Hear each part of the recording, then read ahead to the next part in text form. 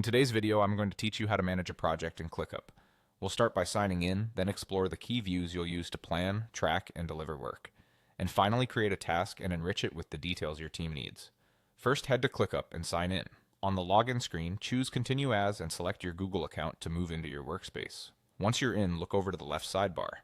Under Spaces, you'll see the core structure of your workspace. Each space can represent a team, department, or project area with its own lists and tasks. Think of spaces as the highest level where you group related work so everything stays organized. Now let's get familiar with the main views. Start with the list view.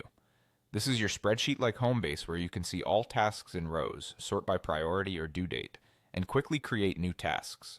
It's great for detailed planning and for scanning who's doing what.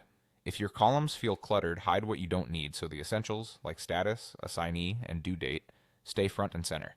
Switch over to board view to manage work visually.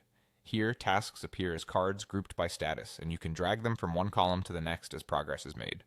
This is perfect for daily stand-ups and sprint tracking. A quick tip, keep statuses simple, such as to do, in progress, and done, so your team can update cards without friction and you get an instant read on bottlenecks. Next, open the calendar view. This gives you a timeline of deadlines and upcoming tasks.